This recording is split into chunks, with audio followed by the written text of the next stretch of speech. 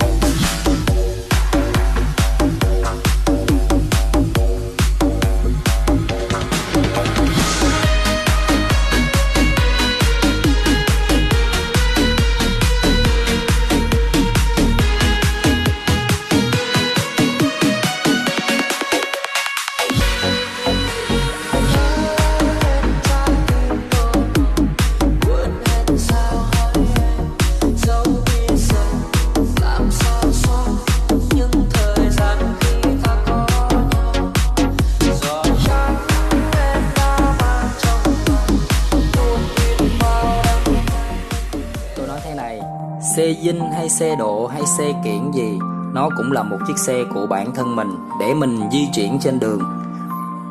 Đương nhiên phải có người thích cái này cái nọ. Có người á thì người ta thích đợi dinh mà chạy, còn có người á thì họ thích lên kiển.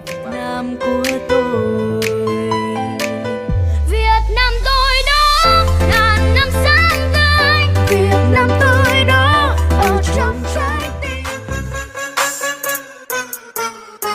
Esa morena está tan fiera, lo que quiere es bailar. Mueve cadera, luego al lado, lo que quiere cha cha cha. Esa morena está tan fiera, lo que quiere es bailar.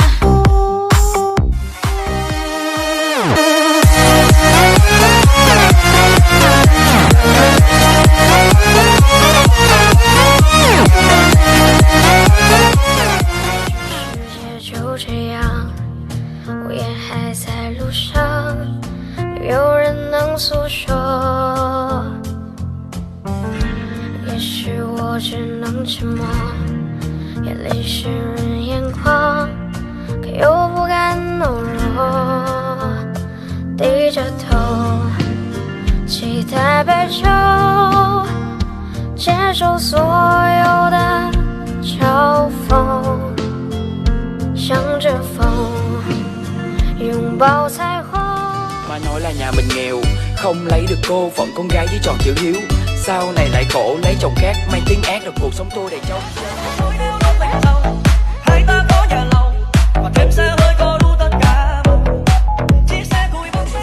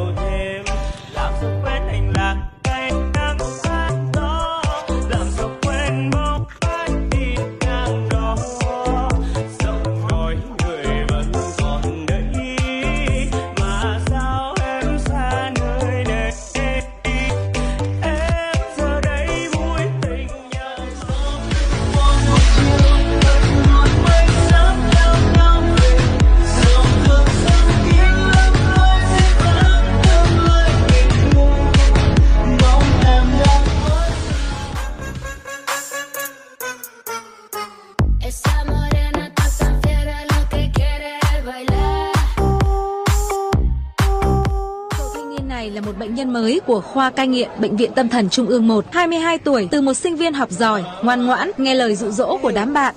Cậu thường xuyên có những cuộc ăn chơi tại quán bar.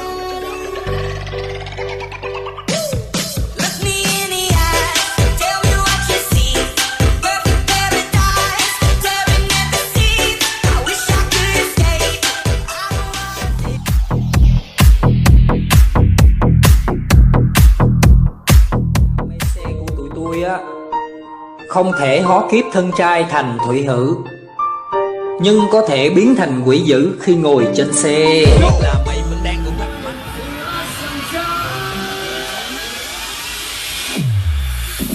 Đi